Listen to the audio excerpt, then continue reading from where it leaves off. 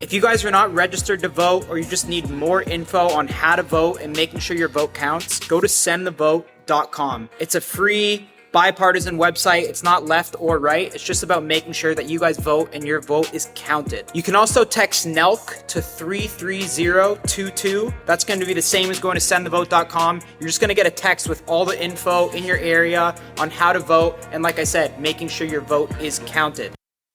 Did Nintendo try to kill Goldeneye 007 before it was completed? Why did Shigeru Miyamoto keep telling the development team to tone down the violence? And why did the famous multiplayer aspect of the game almost not happen?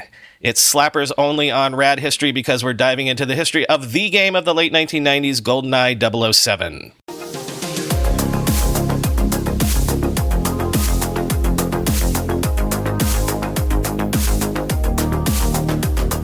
Welcome to Rad History, an 80s, 90s podcast recounting the history of the last 2 decades of the 20th century, the last time things felt relatively normal and chill a bit. I'm your host, Brian McCullough. Most people know my guest, you're the first one to laugh at that line, John. Know my guest, John Gruber, from his website, Daring Fireball, but also from his various podcasts, including The Talk Show and Dithering. John, welcome to the show. Glad to be here. John, I assume that you, like I, have a soft spot in your heart for this particular game. So let's just start off by telling me your history with the Goldeneye game. Oh, that's a good one. So in the this is probably another topic. You showed me a topic list. Was there a Genesis versus Super Nintendo one? Yes, because we'll get there eventually. I was on Team Genesis in my college years, 91 through 96. Just through the serendipity of which other guys on my dorm floor had which consoles, and it was very Genesis-y biased. And I was a huge Genesis John Madden football fanatic. And, ended up buying my own Genesis for our room, and played a bunch of Genesis games.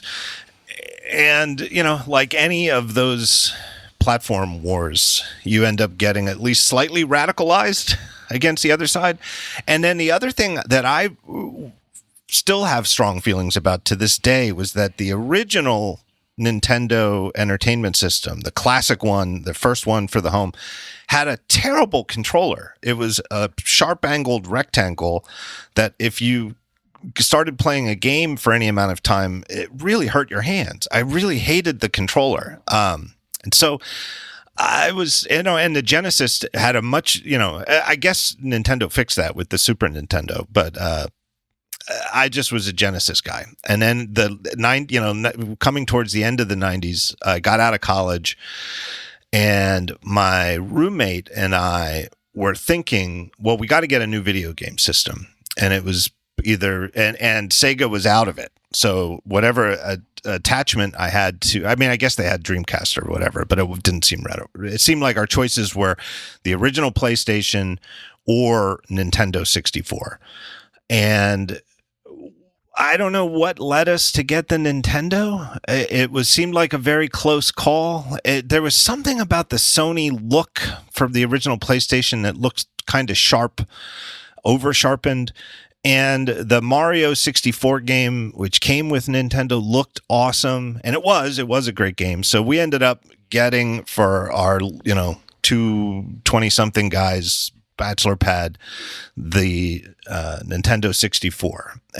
And I'm laughing because we loved the Mario game. I think, there was like one or two other games, but the Zelda, that was it. Yeah, I was never a Zelda guy though, so I think we had it, but I never could get into it.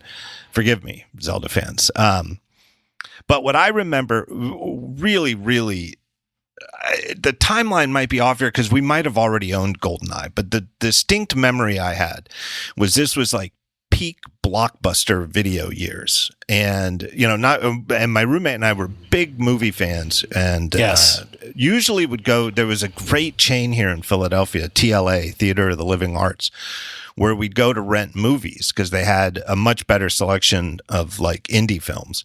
But we'd also, also had Blockbuster cards, and Blockbuster had video games, which was a fantastic way to try video games, especially on a early 20s person budget. And we would go into Blockbuster and look at the selection of games for Nintendo, and it was all just like kid stuff. It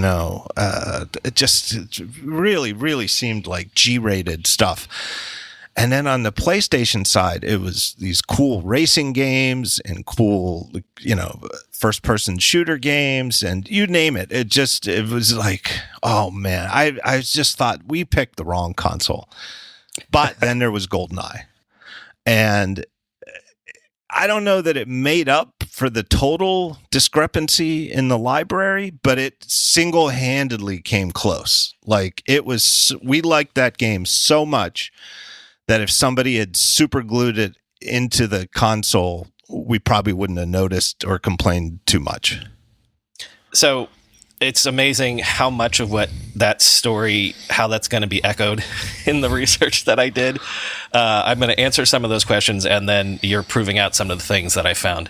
I'm going to mention real quick, and by the way, I want to shout out the Blockbuster video episode that MG Siegler and I just did, because we talked about renting video games and how important that was to sort of, kick the tires of a video game before you're going to spend $60 on it.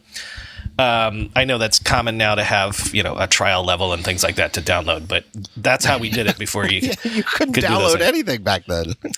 Well, so I went to college in 96, and when I get there, it's all sorts of Quake parties and things like that, where we would run, wires to each other's dorms and have LAN parties and all that great stuff. But after moving off campus, 97, 98, this is the golden era of Goldeneye, and it was all Goldeneye. And it was easier to do because you didn't have to create a LAN party. You could just grab 4 controllers and get a bunch of people on a couch and go.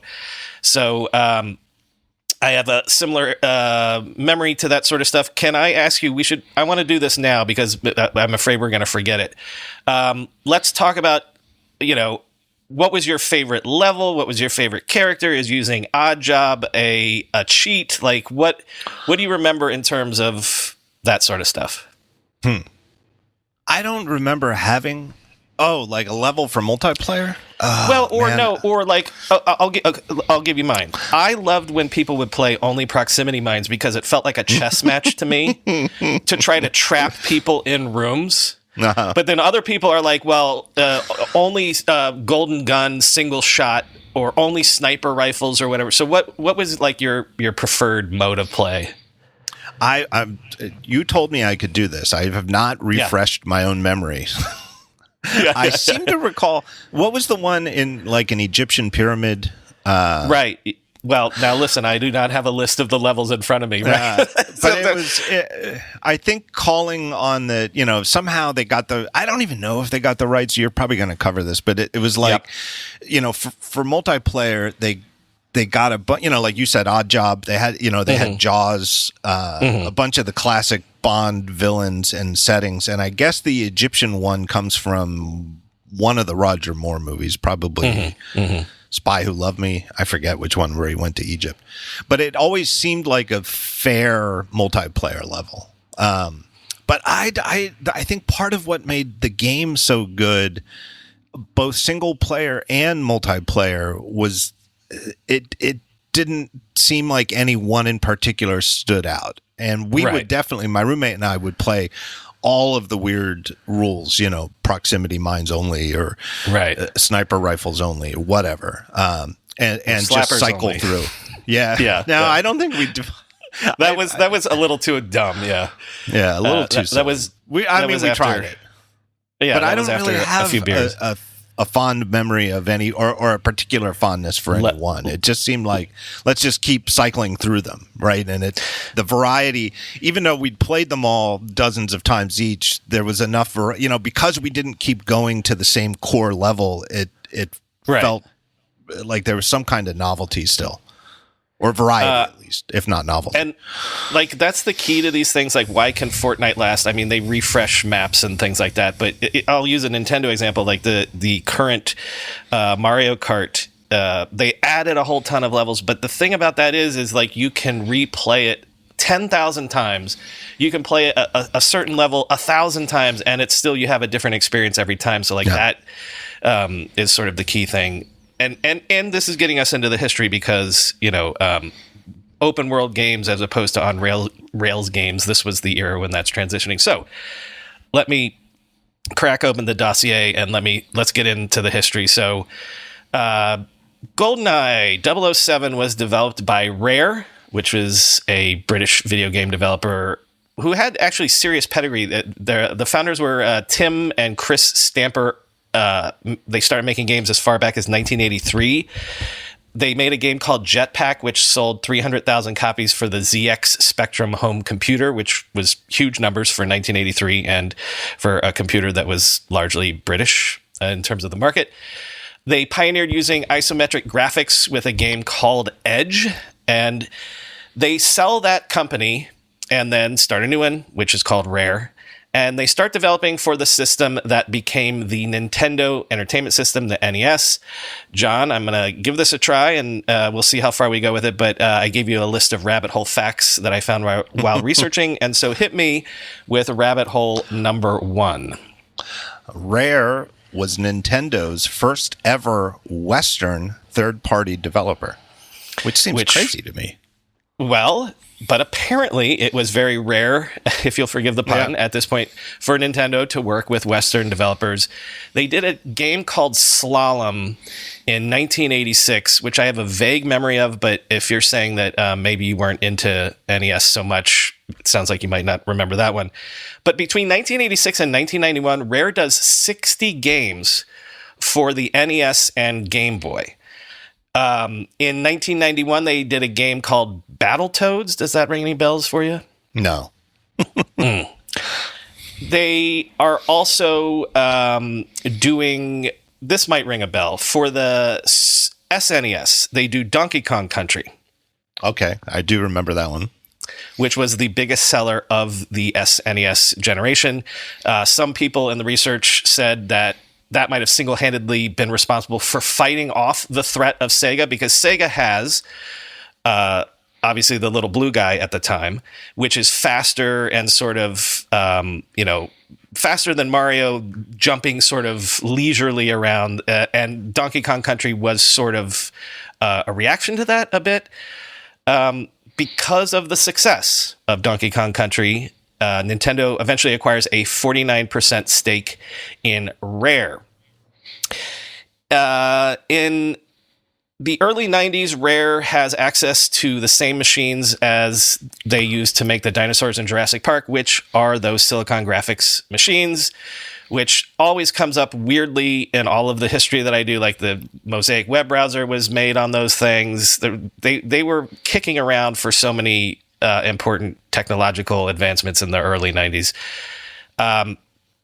And they have access to the largest set of Silicon Graphics computers in Britain at the time. So they were early pioneers in graphics, and Silicon Graphics machines are known for their graphics. So they're wanting to push the envelope. And hit me with rabbit hole number 3. In 1995, Nintendo acquired the rights to Bond 17, which became Goldeneye, but Rare wasn't sure they wanted to produce the title. Can you guess why they tried to beg off this one? No, I can't. I kind of can't. Maybe because they thought they couldn't do it justice on the hardware? Number 1, video games based off of movies had a terrible reputation, which to a certain degree they still do. From a developer's perspective, and vice it's hard versa, right? Right. That's true. Which maybe we should ask that about this game versus the movie. But from a developer perspective, they don't like video or movie-based video games because as the movie is being made, often the studio won't share very much with you about the plot. So you have to sort of develop with a vague idea. You're kind of running blind. Also at this time, first-person shooters, which is what the game was designed to be, were thought of as PC games, not console games. And so on the one hand, they were intrigued by that because they wanted to push the envelope. But on the other hand, no one was entirely sure. Think about when you were playing Doom or Quake or whatever. As a desktop game, you're playing with keyboard and mouse together, right? Right. And so no one knows if these first-person shooters can actually work well enough on a console. We'll get back to how it turns out that you Nintendo... still see that even to this day, right? I mean, my son. I mean, I'm not a gamer anymore, but my son is a college-age son, and there's this whole. The whole side note, but. There's a mini controversy over like a new keyboard with sub level response. Is it cheating? I get it. And for me, the computer of my 90s was still the Mac, so I was a Marathon guy. Which was the Mac's version of Quake and Doom and stuff like that. But yeah, I totally get it. You want that precision and the straight. There's just it didn't seem like something a console controller could do with the precision that you needed. Well, because we don't have the analog sticks until this generation of consoles, but I'll come back to that in a second. The third reason they're maybe not so hot on this is Bond is sort of in the doldrums at this point, and this is maybe where you have more knowledge of this sort of stuff than I do. So Goldeneye is the first Pierce Brosnan Bond film, but it had been a while, right? Because the last Timothy Dalton was maybe 88 or 89. So there's a good half a decade, and so maybe they're afraid that the shine has kind of worn off Bond a bit. Just real quick, are you a fan of the Pierce Brosnan Bond at all? There's so many debates you can have about the Bond movies, but one that most fans of the movies, the franchise, agree on is that for the most part, you could argue that each of the actors who's played Bond's best movie was the first one. Now, the one that I think people would most likely disagree with that would be Sean Connery, where most people don't think Dr. No is the best one because they were sort of working out some of the elements of the franchise. But there is something to be said for that. And for Pierce Brosnan, I don't think there's any doubt that Goldeneye was his best movie. And I think he was terrific in the role. I think he, the whole backstory where he got sucked into an extra year of Remington Steele on NBC, which was sort of a network ripoff of James Bond. Of James Bond. And would have been in the Timothy Dalton movies. I think he was great in the role, but after Goldeneye, the movies just got ever more preposterous. They're invisible cars, hotels made out of ice. That's I don't know. Somehow the franchise lost its way and needed the big reset to go back to sort of not realism, but grittiness, So I love him as Bond, but most of his movies are so embarrassing. It's almost a shame.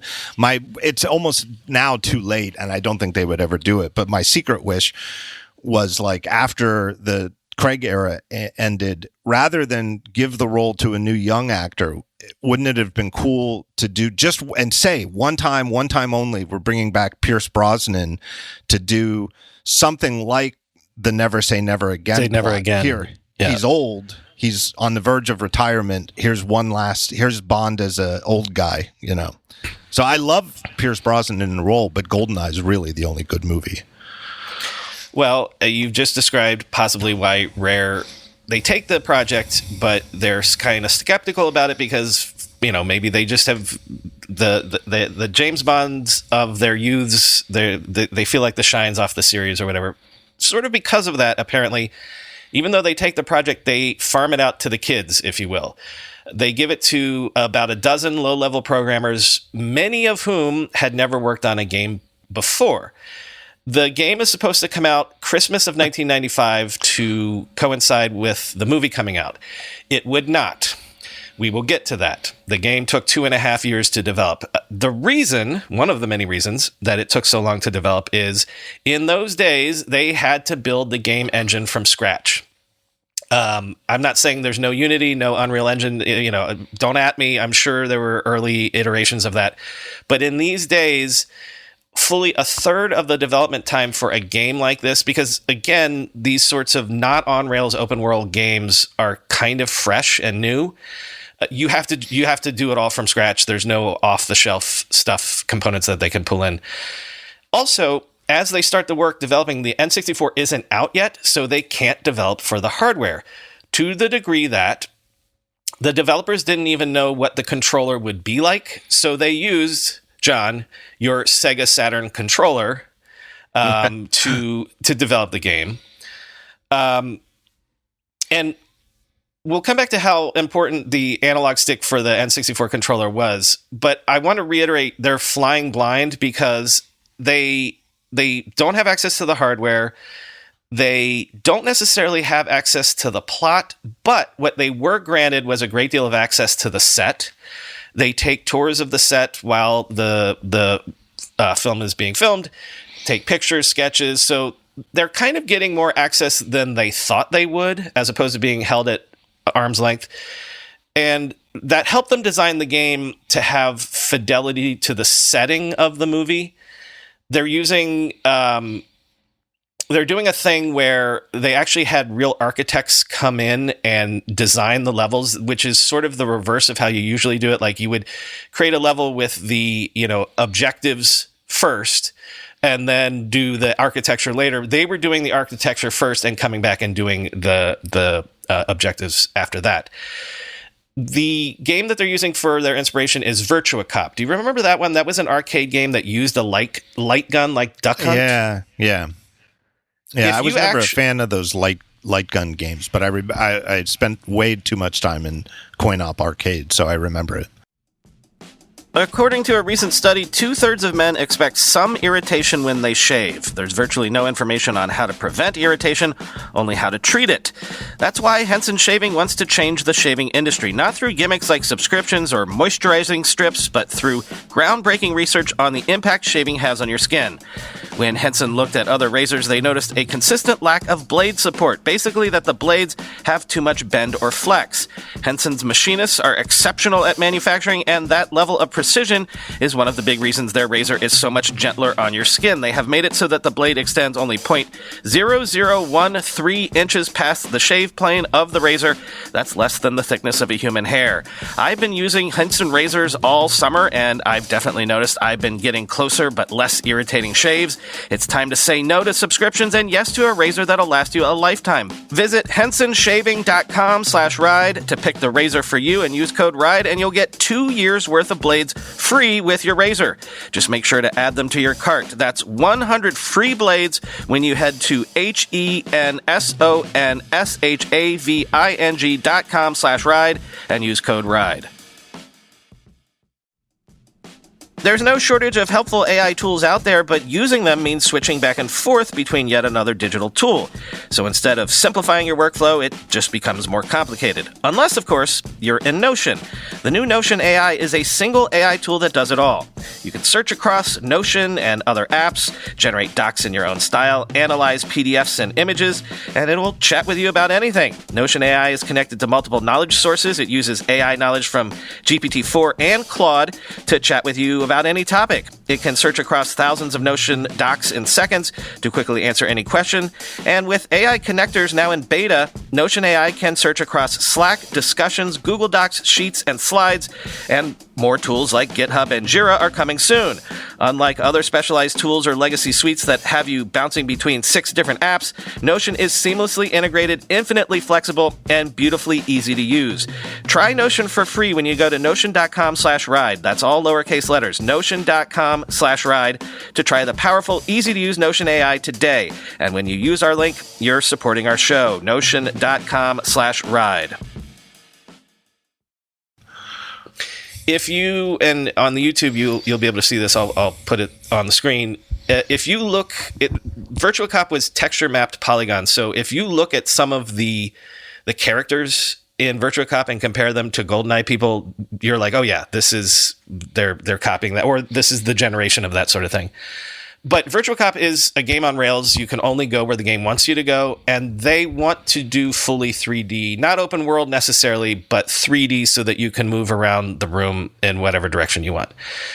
That also leads to a lot of the developmental delays because, again, they're doing things that they shouldn't do because a lot of them had never done games before, so they're doing things that they don't know they shouldn't. That anti-game approach was what I mentioned in terms of doing the levels first and then creating the mission second. That was their term for it, is anti-game. But that leads to a key innovation, which was a lot of these first-person shooters at the time, like Quake and Doom and things like that, were just basically kill everything. Go into a level and kill everything. And they wanted to do something that was not just kill everything, but like sneak past characters, or I want you to go into a room and get this thing and get out without dying. You don't necessarily have to kill everything, but you have an objective. Some of the innovations that they also come up with were the NPCs, the bad guys. They're much more realistic. For example, I don't know, again, how your memory holds up on this, but when you would shoot like a soldier in the leg, they would bend over and hold their leg. Or they would also notice things like if you start shooting a guard at one end of the room, the guard around the corner will notice and come after you. And that was, again, I don't know that they were the first to do this, but they were trying to bring all of these things into it, sort of that smartness. Like in the very first level, Bunker, and this is in the not multiplayer version. When Bond enters the room, so the very first shooting that you have to do, there are two guards. One runs for an alarm while the other one starts attacking you, the player. And so right away, you have to make a decision.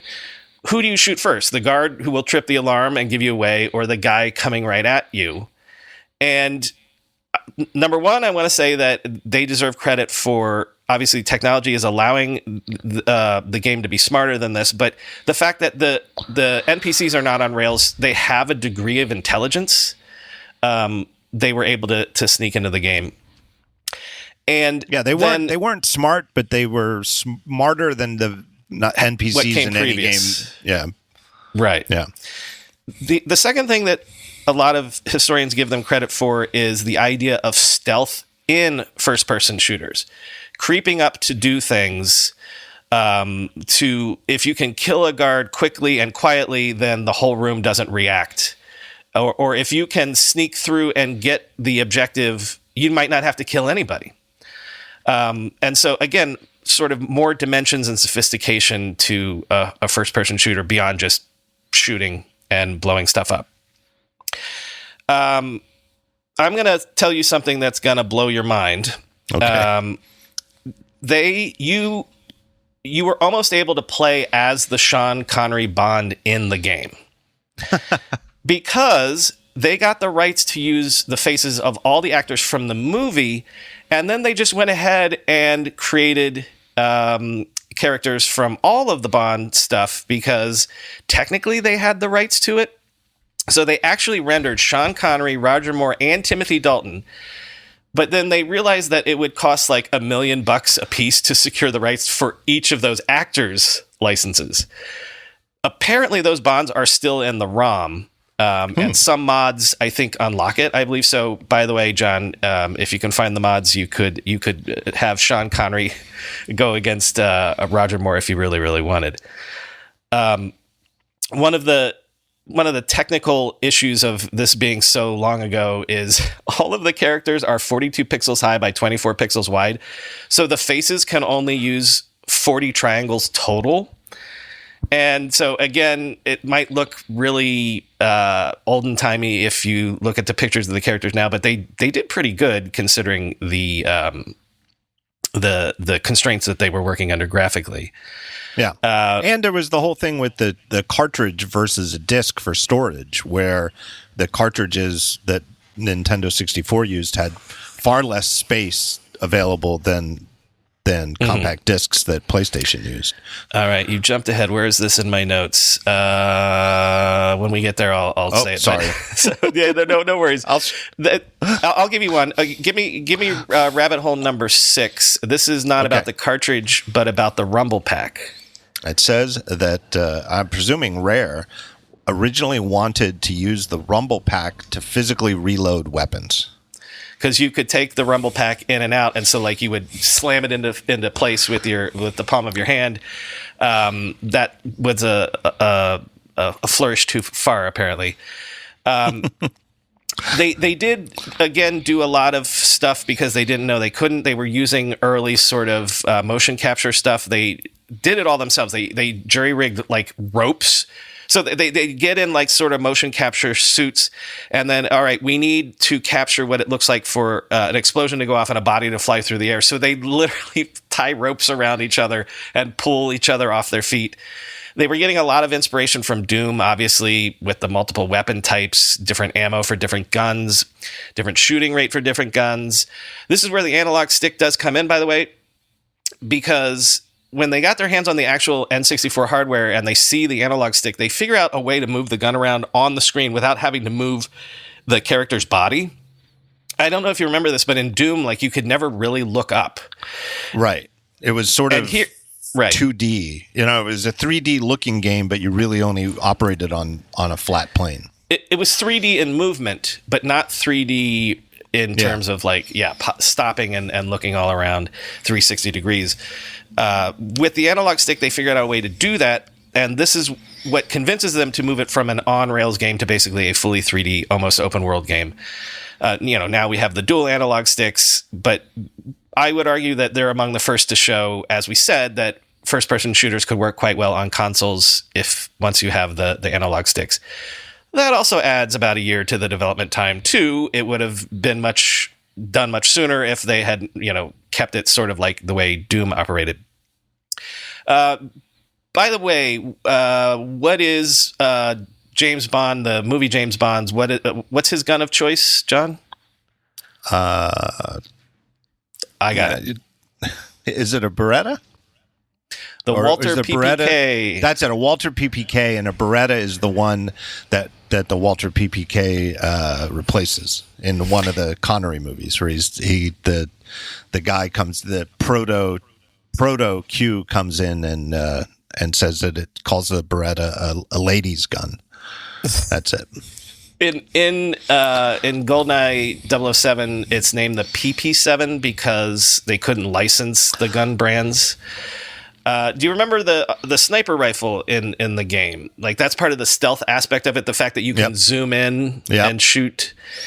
They were not the first to do that. It was a game called MDK, which in my research, that was a Mac game, I was told. Do you remember MDK at all? No, I do not. All right, well, we'll look that up later. Also, one more thing on this. If you remember, everything explodes in the game. Tables. Like, if you shoot a table, it explodes in a fireball. They had a sort of 4 principles in the game. Is it fun? Is it funny? Is it consistent in the world of the game? And is it fair? I think it's underrated how funny the game is, and I think like games like Fortnite have held on to that. But then there's other first-person shooters now that are just deathly serious, and I like that they had comedy, essentially, or humor in the game. And it was, I think they pulled that off with aplomb, because it was funny enough that it definitely made me enjoy the game more, but it didn't feel, they didn't take it to Austin Powers parody land. Right. It still felt like, James Bond. It felt like you were in the world of James Bond, and maybe that kind of went away with the, certainly after Goldeneye, the game, but with the Daniel Craig movies, some of the humor, but there's some funny scenes even in his, right? But certainly in the Roger Moore era, there was, definitely gags Well, tons of raised eyebrow humor, essentially, right. and double entendre, right? That was always Right. part of it, yeah.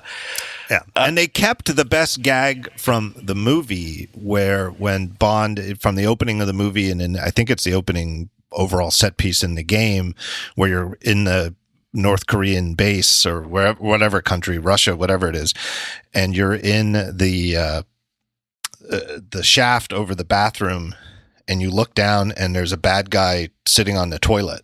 And it was in the movie, they put it in the game, and it's funny. It's funny to shoot a guy when he's sitting on a toilet.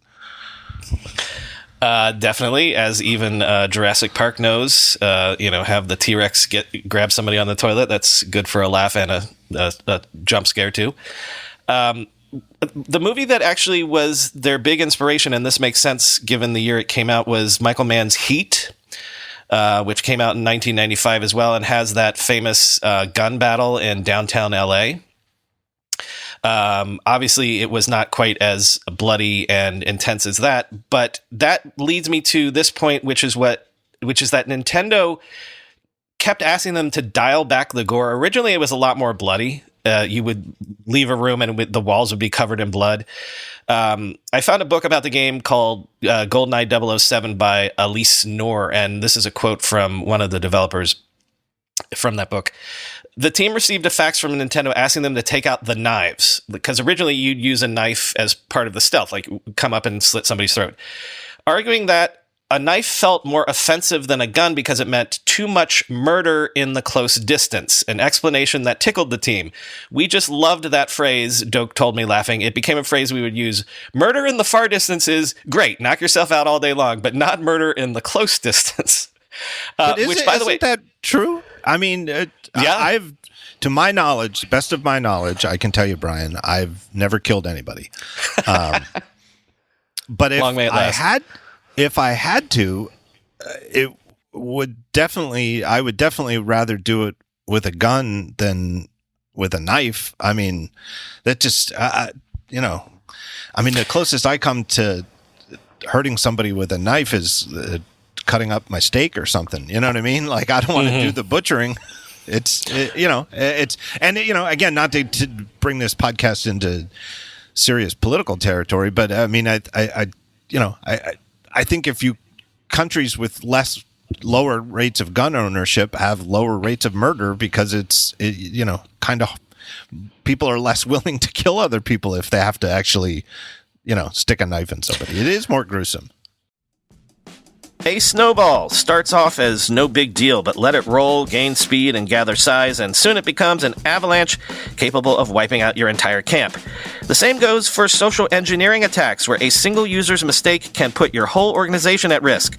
This October, let Arctic Wolf be your guide to surviving the social engineering avalanche. Register now for the 2024 Arctic Wolf Security Awareness Summit, where we'll outfit you with the information and insights you need to fill your social engineering survival kit, offer tips, tools, and takeaways to keep security awareness top of mind all year long, and show you a better path past the hazards of human risk. Register now at arcticwolf.com/register. That's arcticwolf.com/register. How many times do I quote from the Washington Post in a given month on this show? Easily into the dozens, right? They're one of our most referred to sources.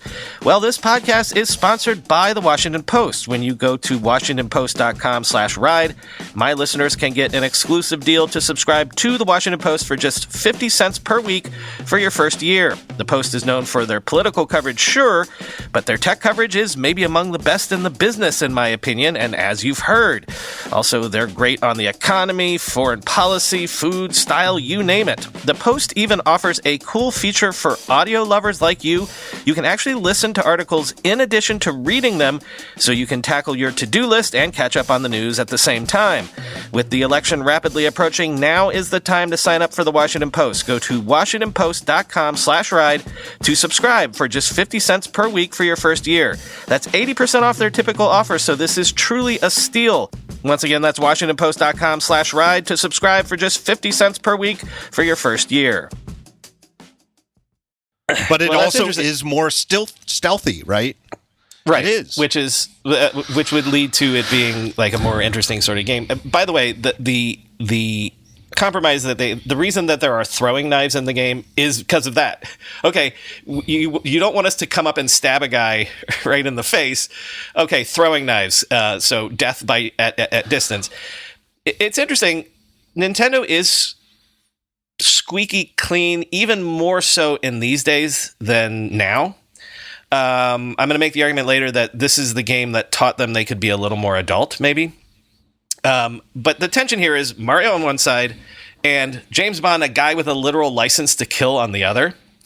So actually, hit me up with rabbit hole number 8. Shigeru Miyamoto, I just know him as Miyamoto, himself was faxing the team saying it was a, quote, murder simulator and there was too much, quote, point-blank killing. He wants them to tone it down. Some of his suggestions are make the blood different colors, maybe green or blue.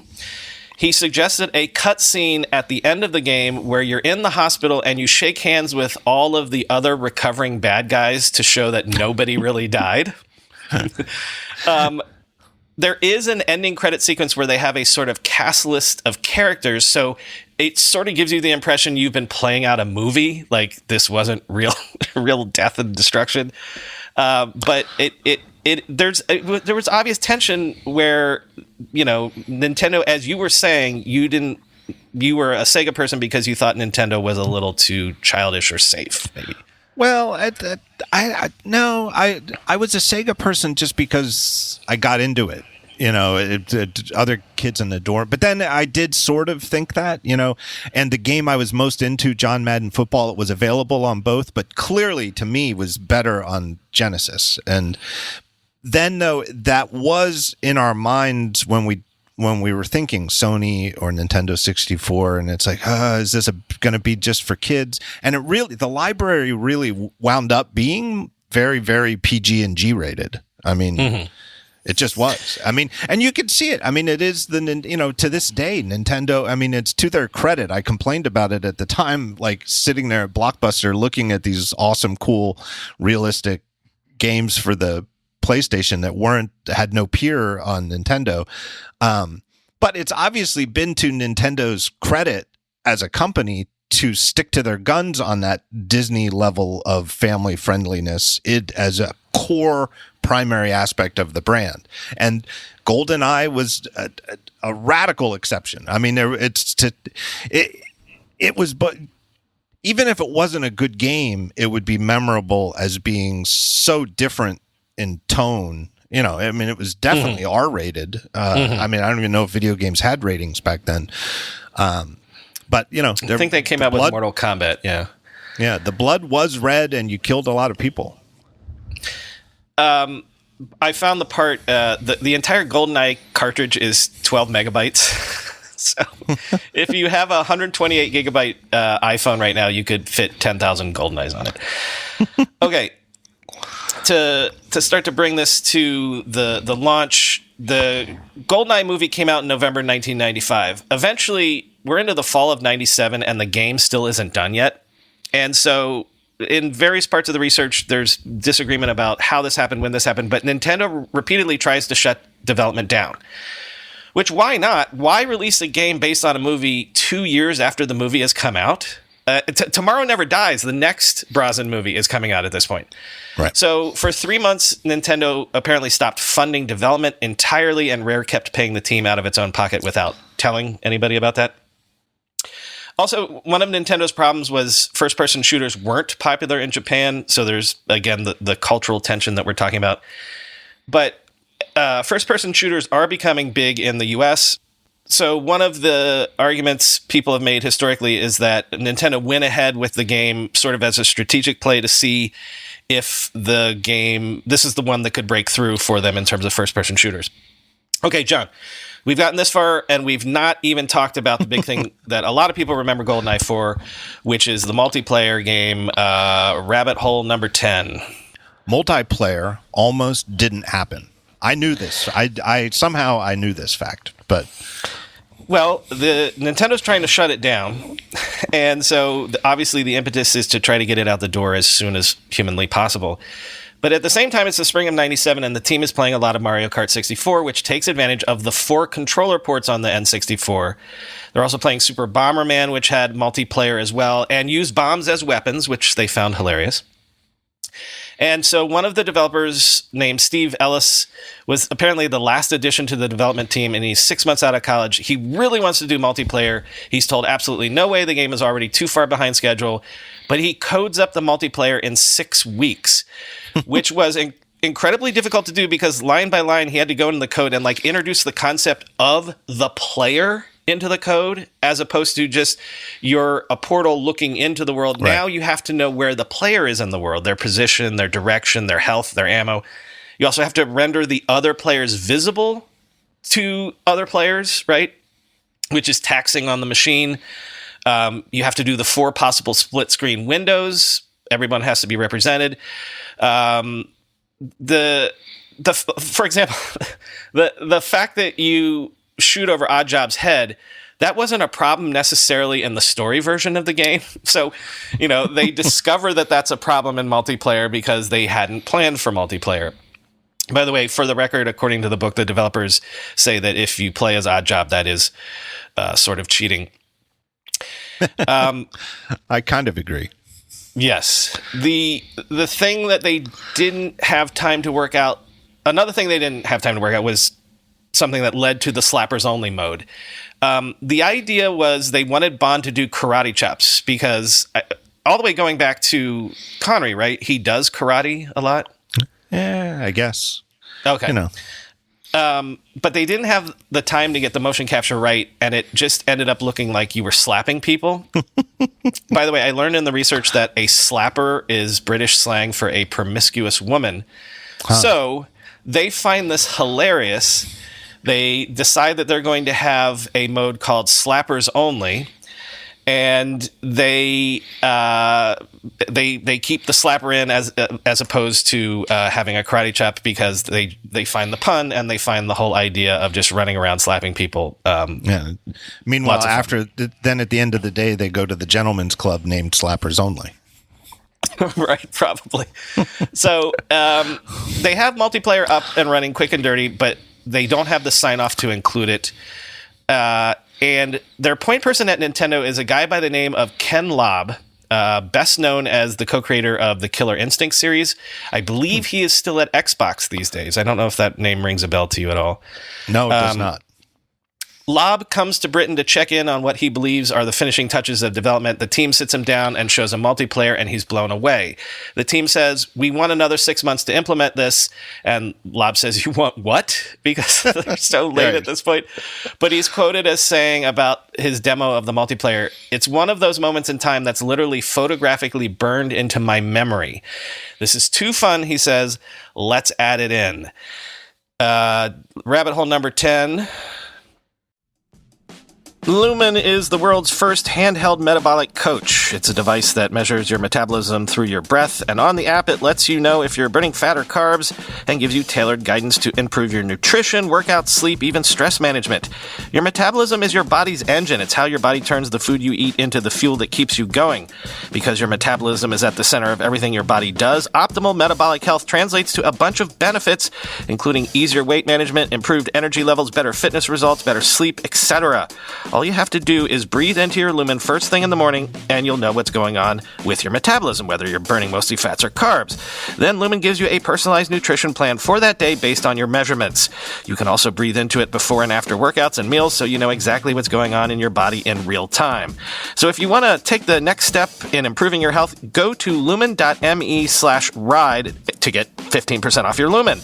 That's lumen.me/ride for 15% off your purchase. Thank you, Lumen, for sponsoring this episode. Innovation is so important for the future of every business, but the problem is once teams move from discovery and ideation to product development, outdated process management tools, context switching, team alignment, and constant updates massively slow the process. Take a big step to solving these problems with the Innovation Workspace from Miro. You'll recall that Miro was the tool I used to do a quick and dirty creation of an AI resume building tool with a remote team overseas. Miro's Innovation Workspace will help your teams accelerate through the full full innovation development cycle, helping them to be faster, more productive, and ultimately more effective.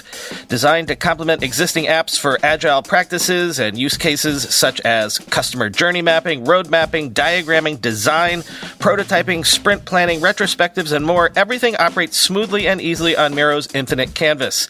Create an intuitive, intelligent innovation workspace that gets everyone on the same page to rapidly innovate, iterate, develop, and ship. Whether you work in innovation, product design, engineering, UX, agile, or IT, bring your teams to Miro's revolutionary innovation workspace and be faster from idea to outcome. Go to Miro.com to find out how. That's Miro.com. No, we already did that one. That was multiplayer. Oh, okay. Almost didn't happen. You want 11, I think. 11, yes. Yes, the gun, which was one of the guns you could choose, was the Klobb, Klobb, and it's named after Ken Lobb. Like maybe that was his email address, Klobb. Right. So he's immortalized in the game for that. Can you imagine now? I mean, obviously we wouldn't be talking about it, but can you imagine this game without multiplayer? Like I feel like the story was good, but it was, as we said, the multiplayer that kept us playing. Yeah, because that was where we got the most replay for sure. My roommate and I it wasn't just that we were thirsty for good games for Nintendo 64, although we were, but we just recognized the more we got into it that this was truly, just a great game. But we also thought, man, what a bargain, because we would have paid for two separate cartridges, one to play the single player and an entirely separate $60 purchase just to get the multiplayer game. Like both games, both ways of playing, even though they were very different, were both fantastic. And the fact that you got them both on the same cartridge was amazing. I'd also make the argument that think of how long has GTA 5 been out now, right? Like over a decade. And the replayability of that is, now you can release new levels and new expansion packs and things like that. But it sort of maybe is the first time that the video game industry learns that if you have a good enough multiplayer or a rich enough multiplayer, the game itself and the graphics themselves can age out, but the gameplay might never. Yeah. Yeah, I mean, and think about it. At a certain intuitive level, and especially maybe for somebody who's used to playing first-person games today where you play against opponents on a network, or even going back to the LAN party days where everybody would have their own machine and their own display, it seems like a problem that your opponents in the multiplayer, you can see exactly what they're looking at because you're sharing the TV, right? And but that's just part of the game, right? It just becomes an element of the gameplay. I mean, there's all sorts of games, like you play card games and you're supposed to keep your cards secret, but you play chess, you can certainly, or checkers, you see every, piece your opponent has. It's counterintuitive, and then once you get used to it, it became part of the fun where you kind of see, I know where you are because there's no other part of the level that looks like that. And then there were other parts of the levels that were so repetitive where you could glance over to the other side of the screen and see what they were looking at, but you're like, I have no idea where he is. He could be right behind me because it looks like I'm in the same room, but I don't know. It could be in that other one that's on the other side of the building. Right. Yes, so that's how Brian was able to play the chess match of laying proximity mines for you so that I would completely box you in and you'd definitely lose. So Goldeneye 007 debuts at E3 1997. It doesn't exactly make big waves. Banjo-Kazooie got all the attention that year. It is released in August of 1997 and is also not an immediate hit. But Ken Lobb again, has an idea. And this is bringing back Blockbuster Video. He sent copies of Goldeneye to every Blockbuster in North America, said they could send the game back in 60 days, no questions asked if it didn't rent. And apparently, no Blockbuster ever sent them back because Goldeneye was apparently the most rented game for like 3 years running. And this pays off because by the holiday season of 1997, the game is in high demand because John and Brian had gone to rent it at Blockbuster and loved it. But since Nintendo hadn't planned on a game for a 2-year-old movie being a hit, they hadn't made enough cartridges. Ooh. Word of mouth is continuing to grow. And by the holiday season of 1998, when eventually they have, caught up with demand, the game has sold 2.1 million copies, the rare game to sell more games in its second year than its first. By the 1999 holiday season, it sold more copies that year than the previous 2 years combined. It would go on to sell over 8 million copies, was the third best-selling game on the N64 platform after Mario Kart 64 and Super Mario 64. So it's the best-selling game, not with Mario in the title. And I'm going to do this here. I would make the argument, and other people have made this argument, that GoldenEye saved the N64. And here's my case. As we discussed, the rap on Nintendo when the N64 launches is it might have been decent hardware, but one of the things early on, do you remember this? It didn't have a lot of games. It only launched with Super Mario 64 and Pilot Wings 64.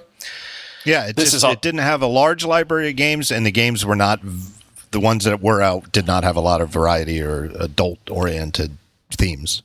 And 95 into 97, the PlayStation is dominant, had all the games, had the more grown-up games, as we're saying.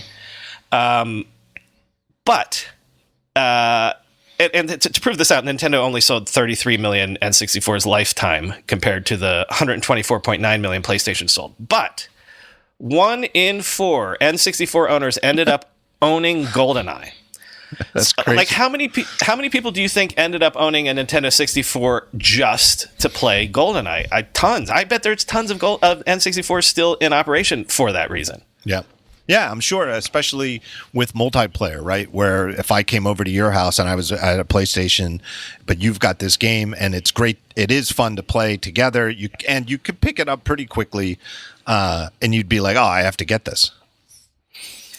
Finally, the thing that unfortunately GoldenEye 007 is famous for is the rights issues. There's been many attempts to bring the game back in various iterations and redo the graphics and all that stuff, but apparently it is it's tied up with the rights of the studios, and Rare gave up the rights at some point or doesn't want to do it.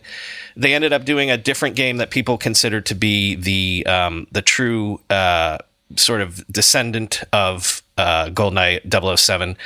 Let me ask you this. I mean, it's maybe a moot point, but like if the next year when the new version of Nintendo comes out, the new Switch 2 or whatever, if they did a fully remastered one where everything was the same, like this is, if you're going to do it, I think like we were saying, the gameplay was so perfect. Okay, upscale the graphics, but make every level the same, every weapon the same. Do you think that that's the way to do it? Or is that a fool's errand where it's like, hey, look, it was a masterpiece of its time. You can't really bring the magic back. Yeah, I suspect that it would be a fool's errand. I think because it was in the same way that you wouldn't want them to remake Goldfinger. You know, don't just remake Goldfinger and make it a new Aston Martin and a new actor and shoot it in 4K. And it in a weird way, you know, the best Bond movies are very much of the decade they come from. And I think that's true of the game too. That's what I think. I would say I would, and I think it would be more true to the franchise of, well, let's move it forward, right? Let's move, you know, just the same way that the Bond movies move forward with better and or more modern takes on the character and the plot. Do the same thing with the game. Make a new one and try to do for today's capabilities what GoldenEye was to the mid-90s technical capabilities. I feel like the real game heads, they believe that you should play the classic games on the hardware that it was created for, and that's the true experience, and anything else is just sort of a nostalgia money grab. Okay, John, I want to get you out of here. John Gruber, is there anything you'd like to plug? Any of your various podcasts, any project coming up that you'd like people to know about? Nah, just come read my stuff at Daring Fireball. That's good enough for me. Thank you for listening to another episode of Rad History. Remember, if you're watching on YouTube, like and subscribe. If you're listening on a podcast, know that there are YouTube versions as well, so you can see some of the things we've been talking about, but also rate and review us on Apple Podcasts, on Spotify, and tell your friends to search either place for Rad History. Next week, if our schedule holds, we're going to be doing Calvin and Hobbes, so listen for that, and until then, yo homes, smell you later.